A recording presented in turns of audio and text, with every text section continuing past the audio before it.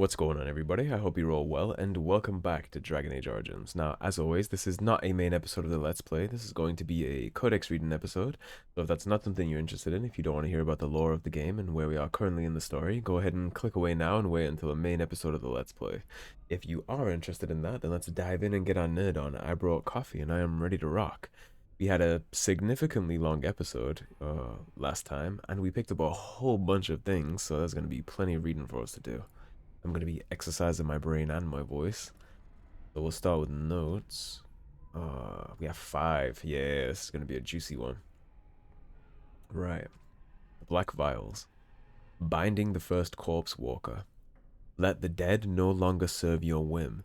Bound by your true name, no mortal hand shall reach you. Kael Viazagat, revenant and perversion of an only son. Death beyond death is no longer your stepping stone through the veil. Andraste hold you, demon, and bind your rage for eternity. 6 thumbprints in blood mark the end of the text. These black vials, it seems, are prisons, essentially, for especially vile spirits that will be slaughtering as we go through the game. Little cool thing, those fights are very, very tough. This one definitely gave me some trouble. They won't all be as tough as that once we level up, but they are all worth paying a lot of attention to. Correspondence Interrupts. So we read the first one, which was about a bodice. Yeah, that's this one. The second one we got is a delicate matter. While I am overjoyed at the prospect of having you, an unwelcome guest requires that you excuse yourself by the postern of my stay to avoid a mark upon our reputations. This sounds like somebody was having a little midnight tryst in a palace somewhere in Olay. Circles within circles. Arguments between the various fraternities have become more frequent and heated. I have alerted the College of Magi in Cumberland that this needs to be addressed in coming debates, but I fear relations with the Chantry may distract them. I am confident that I can appease the Equitarians and Loyalists, but the Libertarians are proving divisive. Are the Isolationists even interested in speaking? Threat of Blight has actually served some good in unifying us under a common cause, but it does not bode well that any given table in the Great Hall is likely to be ideologically weighted against its neighbor. We can be such a moody bunch staring over our tea. Except from First Enchanter Irving's notes on Unity. So he was concerned that the little factions within the Mage Circle were all starting to be a little polarized and chomping at the bit to kind of get at each other. There's the Equitarians, the Loyalists, the Libertarians, and Isolationists. Now, Libertarians, that kind of speaks for itself, given that Libertarians are a thing in the real world. Isolationists also speaks for itself. They kind of just want the circles to go away and be on their own. They like being isolated inside circles. Basically, they just want to walk away from man. They don't want anything to do with it anymore. They just want to walk away from the table. And we'll find out what the Loyalists and the Equitarians are up to later. However, the Loyalists are strictly just loyal to the mages. Irving's mistake. I followed another apprentice through supposed secret maneuvers today, and exposed her tendency towards blood magic. The environment of the tower is such that certain modes of Thor are encouraged, both for good and ill. The students think we toy with them. The truth is far more intricate and directed. Deviant traits must be exposed early, or the whole of the circle suffers. Uldred has been very helpful in identifying the markers to look for. His skills at misdirection are admirable. I dare say that the apprentices would be shocked at his ability to manipulate them. I must organize a retreat such that the other enchanters can benefit from his skills. Except from the Journal of First Enchanter Irving. So Uldred we see is a manipulative piece of shit. He's been tricking the apprentices into getting caught with their hands in the cookie jar of blood magic, essentially, and he came back from Ostagar and turned them all against Irving and tried to have their own little rebellion here in the tower, break away from Ferelden's circles. Promises of pride. Uldred will show us the way. Finally, recognition within the circle and freedom from the scornful eye of the Templars. We will not be shunned. Be ready. Enchanter Gravid, Libertarian. I have spoken to him directly. His intentions are that we will demand the Templars withdraw. I don't know that I am willing to follow, but I will be present to hear his argument. Enchanter Fons, the Equitarian. Madness. I doubt blood will be of use to you if it is flowing down the tower steps. Step away from this folly before it consumes us all. Enchanter Leuven, Loyalist. So Loyalist is actually loyal to the Chantry, it seems, not to the mages, so I misspoke there, apologies. So this is I guess this is the leader of the Libertarians, the leader of the Equitarians, and the leaders of the Loyalists.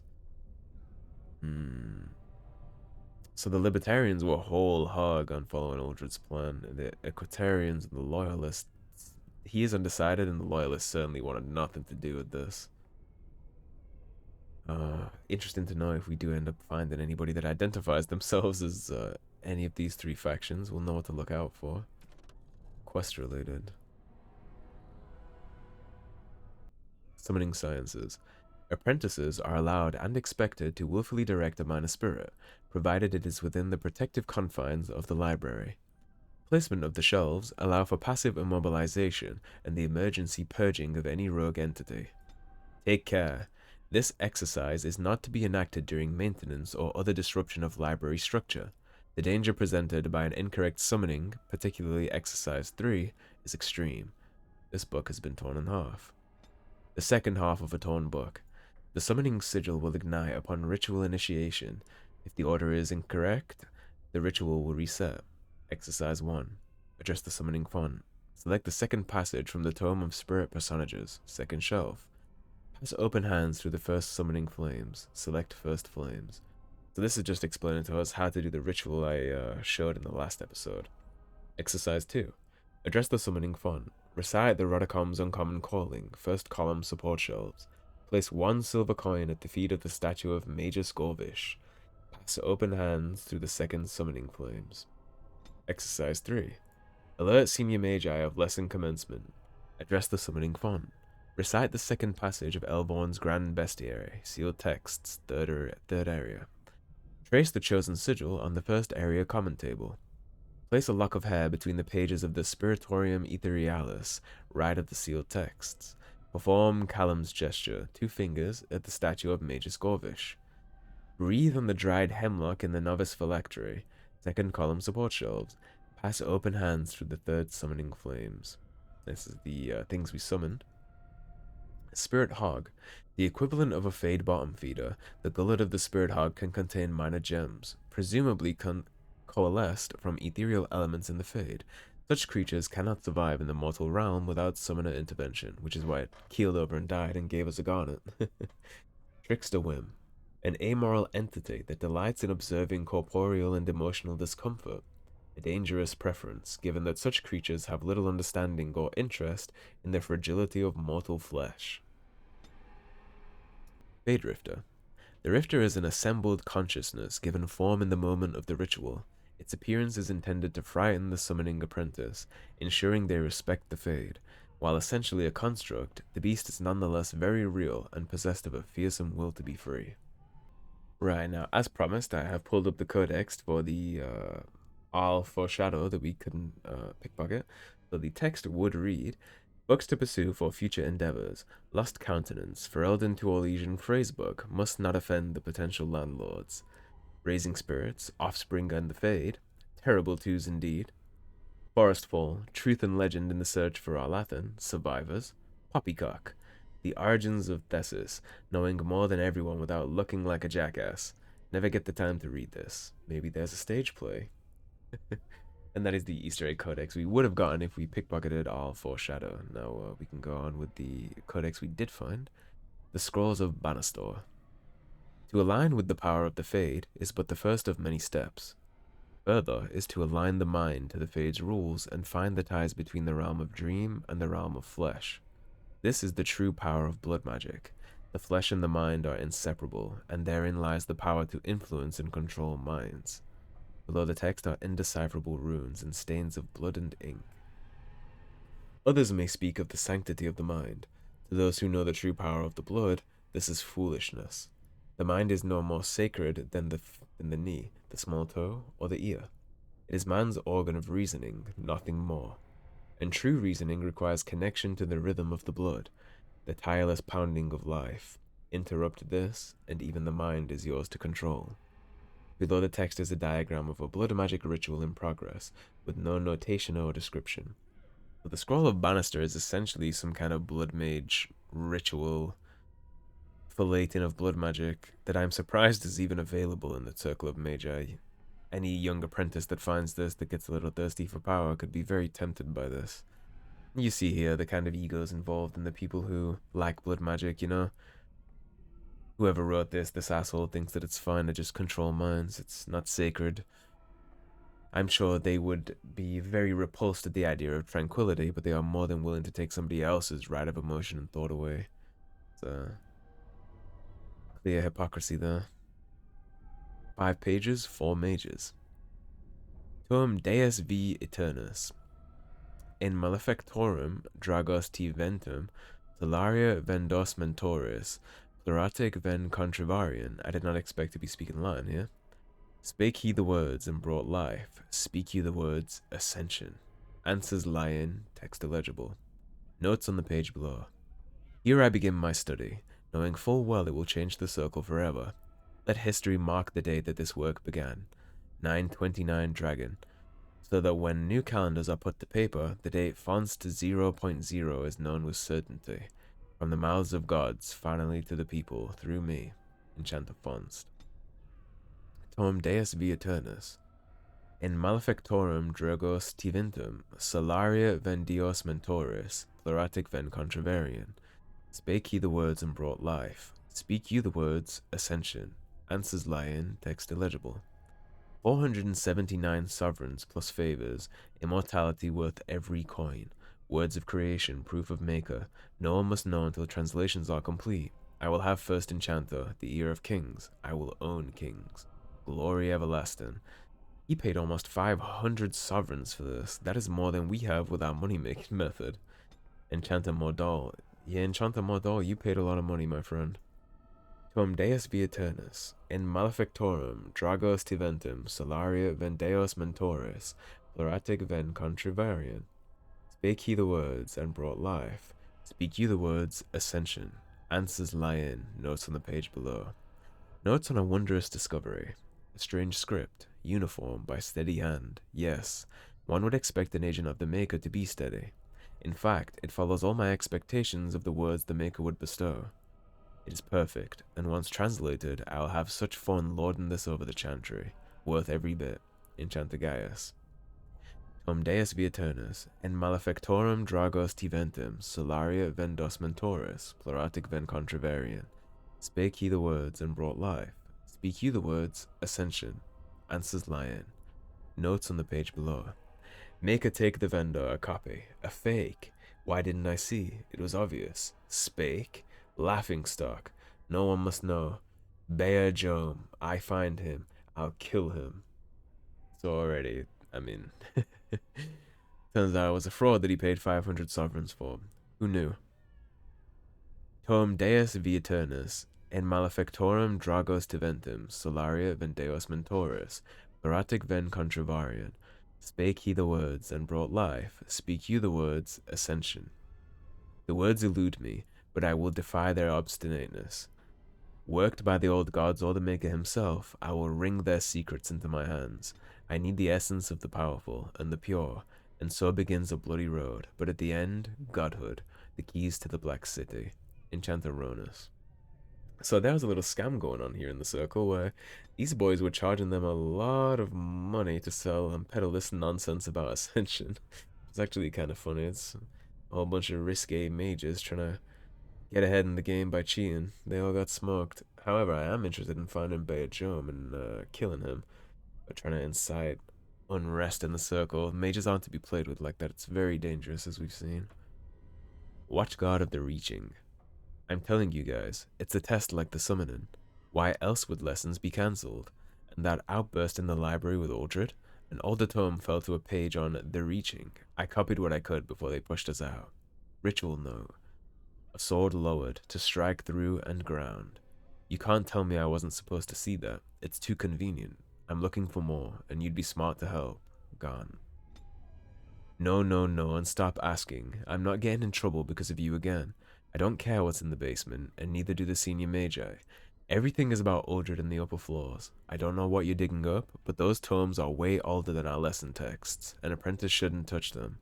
Ritual note. The threads burned before a giant. spear raised. He stands alone, so whispers are known false. Nolan. Scribbled in the corner, don't need him. Owain knew. Reaching. So he involved the Tranquil in the storeroom here too. First Enchanter Dorval fell suddenly to a disease of the lungs.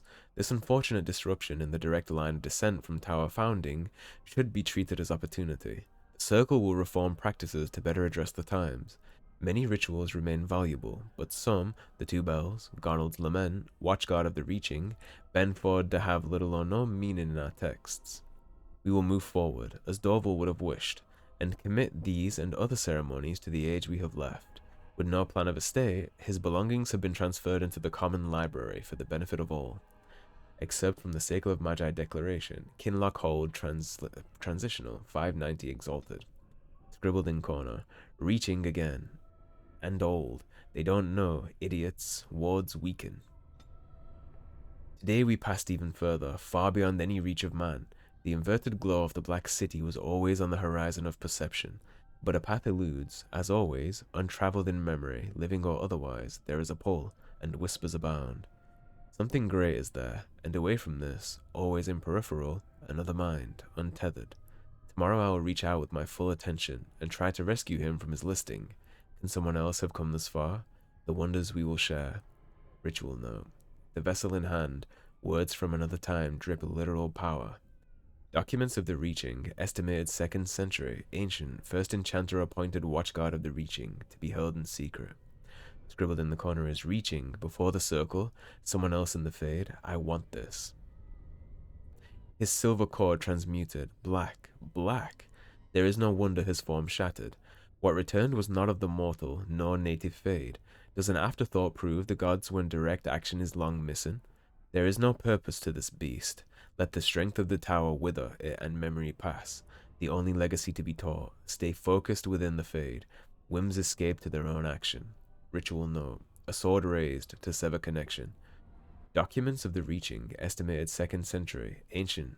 First enchanter appointed Watchguard of the Reaching, to be held in secret.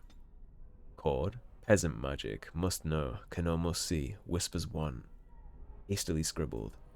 Whispers says Great Hall. Hidden above us the whole time. The vessel in hand, words from another time drip literal power. Put on bowl. A sword raised to sever connection. Cord cut. A sword lowered to strike through and ground. Bile.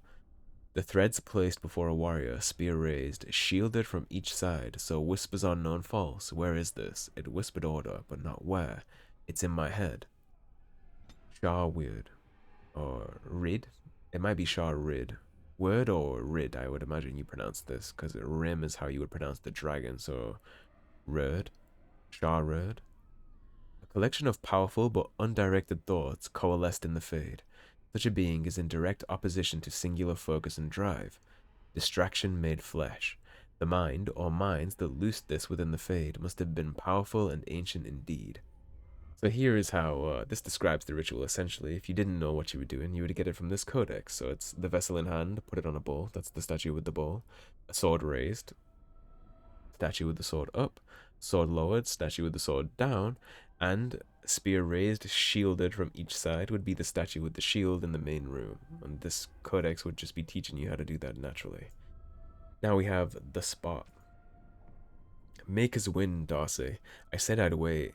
But it's not just a disagreement. Ordred set abominations loose. One was in my mentor's robe. If you make it here, something in the spot may help you out. No point in hiding it from the senior mages now. And don't worry about Denry's usual fee for moving his bed. He's dead. Apprentice manned. I believe this is for Bell's cache that we found, where there was a bunch of hidden contraband in there. You see, whatever mage that was lost his mentor to the abominations pouring through. Now in Magic and Religion, we have the Fraternity of Enchanters. I'm going to take a sip of coffee for this. I suspect it might be a long one. Another aspect of circle life is the fraternity. When a mage becomes an enchanter, he may ally himself with a fraternity. These are cliques that cross circle boundaries. Mages of common interests and goals who band together to ensure that their voice is heard within the College of Magi in Cumberland. The largest fraternities currently are the Loyalists, who advocate loyalty and obedience to the Chantry. The Equitarians, who advocate temperance and follow a distinct code of conduct which they believe all mages should hold themselves to.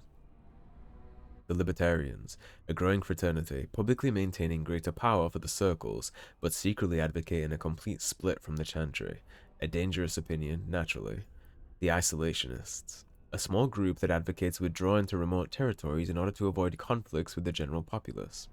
The Lacrosians, who maintain that the circle must do what is profitable first and foremost. They prioritize the accumulation of wealth, with the gaining of political influence a close second. So far, an alliance between the Loyalists and Equitarians has prevented the Libertarians from gaining much headway, but there are signs that the Equitarians may throw their support in with the Libertarians. If that happens, many mages predict it will come to civil war among the circles. From the Circle of Magi, a history by First Enchanter Josephus. So essentially, these fraternities, when you become an Elder Mage, which would be an Enchanter, you're allowed to join these fraternities, and they kinda... It's like a political sphere within the circles that steer the circles towards whatever direction the majority of the populace vote for, it seems. And here's the kind of main council of the College of Magi in Cumberland there. That's kind of like the Congress in America. So the Congress for the Mages is in Cumberland, and then all these people vote on their issues and try and peddle it. It seems like in this this tower specifically, the Libertarians certainly won. Right, items. We have one, which is Yusaris, the Dragonslayer. In the company of monsters he went, down the empty wolf roads after the dragon to the lands where the ice is like steel, and the air grows thin as a beggar, and every rocky path is strewn with bones of the lonely dead. There Dane dwelled, and 50 swords were worn to rusted ruin, before at last they found the cave of Fenshal, ancient keeper of the mountains, bane of wolves. Dane saw a way in which the dragon might be felled. Fiend of fire and taloned scales, brighter than any warrior's mail, teeth greater than men, and all around the slumbering rim were bones, wolves, men, beasts beyond counting.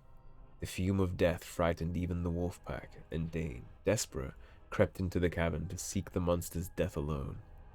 There, shining among the dead like a star, his hand found a sword, Yusaris, forged by the dwarf smiths for an Alamari lord long ago, waiting age after age to be taken to battle once more. And this Dane freed from the earth and struck at the eye of the dragon, still sleeping, with a swift, terrible blow. And Fenshal woke, wrath, only to die. From Dane and the Werewolf. The legend of the blade Yusaris predates Andraste, the sword that Dane found in the dragon's treasure hoard, which he used to slay both Fenshal and the werewolf, were passed on to his son Hafter. Dane may have been fiction, but Hafter was fact. In 140 Divine, he led the Alamari tribes against Darkspawn that flooded into the Ferelden Valley from the Dwarven lands. He not only drove back the horde, he also then defeated the combined forces of the Avars and Chastened, who hoped to take advantage of the chaos. His victories earned him such respect from the tribes, he was named the First Turn. After years of ruling the valley in peace, it is said that Hafter left Ferelden, sailing into the unknown east of the Amaranthine Ocean with the blades still in hand, never to be seen again. So we know a lot about this actually. So the dwarves crafting Yusaris for the Alamari makes a lot of sense because we read in multiple codexes that they were actually pretty friendly with the Alamari tribes. Again, we know Hafter was fact. Hafter is somewhat of a folk legend, and I believe Hafter is the one that many believe is half werewolf, which is ironic considering Dane is his direct descendant and Dane slayed werewolves, and maybe that has something to tie in with the folklore of the land. So this is probably rather true, especially considering we know dragons exist and it's a magical blade. Dragons love to collect things in their treasure hoards. This tale here from Dane and the Werewolf, it probably holds a lot of fact, as most folklore usually does. They usually come from somewhere in real events. It might not be exactly like this mentioned, but the truth will be somewhere in the middle, I suspect. Now we have creatures. Lots of creatures to read up on. Abomination. We arrived in the dead of night. We had been tracking the Maleficar for days, and finally had him cornered. Or so we thought. As we approached, a home on the edge of town exploded, sending splinters of wood and fist-sized chunks of rocks into our ranks. We had but moments to regroup before fire rained from the sky. The sounds of destruction wrapped in a hideous laughter from the center of the village. There, perched atop the spire of the village chantry, stood the mage, but he was human no longer. We shouted prayers to the Maker and deflected what magic we could, but as we fought, the creature fought harder. I saw my comrades fall, burned by the flaming sky, or crushed by debris. The monstrous creature, looking as if a demon were wearing a man like a twisted suit of skin, spotted me and grinned. We had forced it to this, I realized. The mage had made this pact, given himself over to the demon to survive our assault. Transcribed from a tale told by a former Templar in Cumberland, A84 Blessed.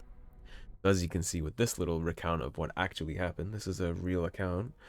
One single blood mage is enough to burn an entire village and rain hell from the sky, so you can see why it is probably best not to leave a random mage in a school somewhere in a village. You know, he gets bullied, stuffed in a locker, next thing you know, he's possessed by a demon and he's slaughtering the entire campus. That is one of many reasons why the circles are necessary in my estimation. Whether they need reform or not is up for debate, but they are certainly needed. It is known that mages are able to walk the Fade while completely aware of their surroundings, unlike most others who may only enter the realm as dreamers and leave it scarcely aware of their experience. Demons are drawn to mages, though whether it is because of this awareness or simply by virtue of their magical power in our world is unknown. Regardless of the reason, a demon always attempts to possess a mage when it encounters one, by force or by making some kind of deal, depending on the strength of the mage. Should the demon get the upper hand, the result is an unholy union known as an abomination. Abominations have been responsible for some of the worst cataclysms in history, and the notion that some mage in a remote tower could turn into such a creature, unbeknownst to any of the driving force behind the creation of the Circle of Magi. Thankfully, abominations are rare. The Circle has methods for weeding out those who are too at risk for demonic possession, and scant few mages would give up their free will to submit to such a bond with a demon. But once an abomination is created, it will do its best to create more. Considering that entire squads of Templars have been known to fall at the hands of a single abomination, it is not surprising that the Chantry takes the business of the Circle of Magi very serious indeed. Indeed, that is not surprising at all. When one abomination is enough to take out a village, imagine all the abominations in this tower.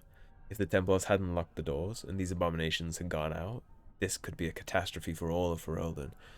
And honestly, Lorgain might find himself fighting a war at two fronts. You could not fight an army of abominations and a Darkspawn Archdemon horde at the same time. That would be next to impossible. Arcane Horror. Upon ascending to the second floor of the tower, we were greeted by a gruesome sight. A ragged collection of bones were in the robes of one of the senior enchanters. I had known her for years, watched her raise countless apprentices, and now she was a mere puppet for some demon. Transcribed from a tale told by a Templar in Antiva City, 713 Storm. Demons, of course, have no form in our world.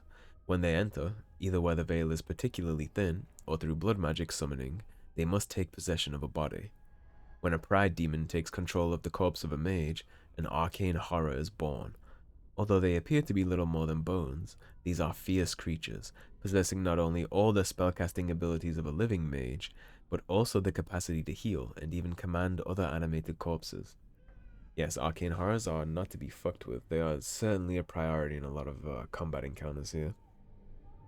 Now we have corpse. To anyone who doubts the wickedness of a blood mage, I say, with your own hands, strike down the corpses of your own brothers who have fallen in battle to a Maleficar, then we may discuss morality. Knight Commander Benedictus, in a letter to the Divine, 546 Exalted. The walking dead are not, as the superstitious are wont to believe, the living come back for revenge. They are, rather, corpses possessed by demons. The shambling corpse, controlled by a demon of sloth, causes its enemies to become weak and fatigued. Corpses possessed by rage demons go berserk and simply wade into their opponents mindlessly. Devouring corpses are held by hunger demons and feed upon the living. The more powerful demons rarely deign to possess a dead host. I'm sure because the powerful ones want to possess a living mage, right? So they can achieve their full potential. I like how the codexes tell you what you're dealing with. So, arcane horrors are born by pride demons possessing a dead mage. You have shambling corpses is a demon of sloth. You have rage demons, they become berserk. And then you have hunger demons are the devouring corpses. And we'll be running into all three of those actually. So it's cool to know what kind of demon we're dealing with when we see those. Desire demon. In all my studies, I must say that the most intriguing was my interview with the Desire Demon. That the creature was willing to speak with me was a sign that this was no mere monster, mindlessly driven by its nature, but rather a rational being as interested in me as I was in it. It took a form that I would call female, though I had no doubt that it could appear otherwise. I wondered if it appeared as it did because I wanted it to, or because I expected it to. She, and indeed I could only think of her as such now, smiled warmly at me and laughed a musical sound that seemed to thrill my old heart. So frightened was I of this creature's legendary abilities to twist the hearts of men, and so relieved was I when I looked across the table into her dark eyes. This was a fearsome creature of the Fade, but as I spoke with her, I slowly came to realize that this demon was merely as misunderstood as we mages are ourselves. From the journal of former senior enchanter Malleus, once of the Circle of Revenant, declared apostate in 920 Dragon. And I suspect this desire demon has something to do with why he was declared an apostate, because it seems by the end of this interview he totally fell under her charm. Musical sound that seemed to thrill his old heart. He clearly fell in love with her, and right here he's like, oh, she's just misunderstood. He clearly fell to that desire demon. They will go for your base instincts, the things you need the most, and use it against you to make a deal, just like any other demon, and then they will feed on the host, essentially. It's a little like a djinn. Desire demons are a lot like djinns in different mythology. They'll grant you wishes, so it seems. Of course, it's all fake nonsense, and then they'll feed on you as you bask in your dream world in bliss. They'll just feed on you until you're dead, and then they'll move on to a new host. They don't actually grant you wishes, they grant you a false reality. We'll actually see a Templar stricken by that in the next episode. Rage Demon. Encountered in the Fade, the true form of a rage demon is a frightening sight, a thing of pure fire, its body seemingly made of amorphous lava and its eyes two pinpricks of baleful light radiating from its core. The abilities of such a demon center on the fire it generates. It burns those who come near, and the most powerful of its kind are able to lash out with bolts of fire and even firestorms that can affect entire areas. Fortunately, even powerful rage demons are less intelligent than most other varieties. Their tactics are simple. Attack an enemy on sight with as much force as possible until it perishes.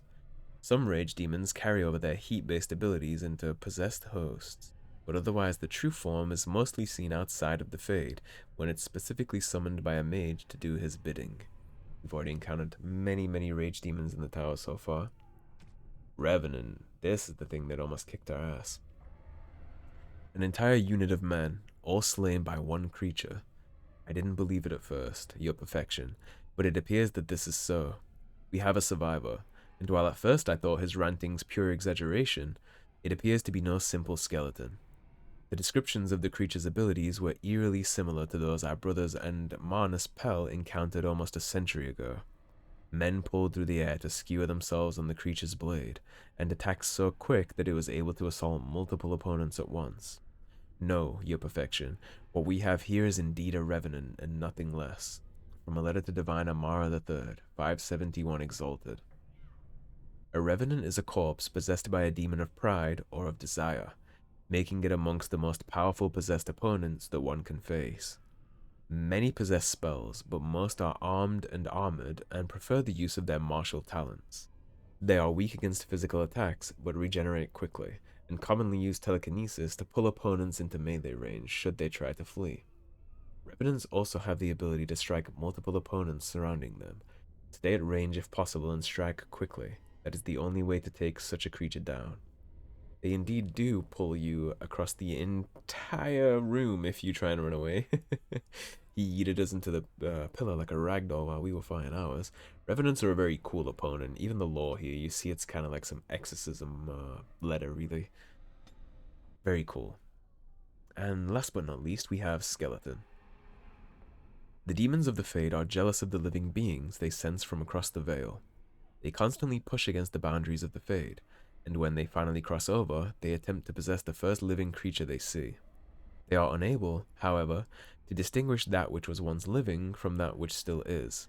In fact, a corpse provides an even more tempting target to a weaker demon, as it has no will with which to resist the possession. The demon cannot rationalize why this is so. It only sees a target and grasps at the opportunity. A skeleton is exactly that, a corpse animated by a possessing demon. Upon finding itself trapped within a body that cannot sustain it, the demon is driven insane. It seeks to destroy any life that it encounters, attacking without thought to its own welfare. The exact name given to skeletons of this type vary according to the nature of the demon that possesses it. A fanged skeleton is a skeleton possessed by a hunger demon. These skeletons devour whatever life they encounter, and often possess the ability to drain life energy and mana from their victims. A shambling skeleton is a slower moving skeleton possessed by a sloth demon, able to bring entropic powers against its opponents, slowing them and even putting them to sleep. More powerful demons have been known to command skeletons, but at that level they are known by other names, Revenants and Arcane Horrors, to name two. And we have fought against almost all of the things we learned about, and we do have some more understanding of things upcoming in the next episode too, so this was a good little deep dive into the lore. I certainly exercised my voice. I feel like I've been talking for a very long time, so thank you anybody who made it through all that. I hope you guys are enjoying these codex videos. It is an idea I had a long time ago, back when I still streamed on Twitch, and people had brought it up to me as a good idea and requested it. I held a vote once in my community, and largely everybody wanted to see codex videos on this game, so I figured now that I'm finally making a YouTube series on it, I'd go ahead and do them. So I hope you guys are enjoying this. I know I'm enjoying reading it, so I'll continue to make them. That is going to be a wrap for this episode though, guys, so thanks for watching. If you enjoyed the video, please subscribe, leave a like and a comment. If you want to support the cause and help improve the channel, there is a tip link in the description below. Otherwise, stay tuned and I'll see you guys soon with more Dragon Age Origins. Have a good day, guys. Take care.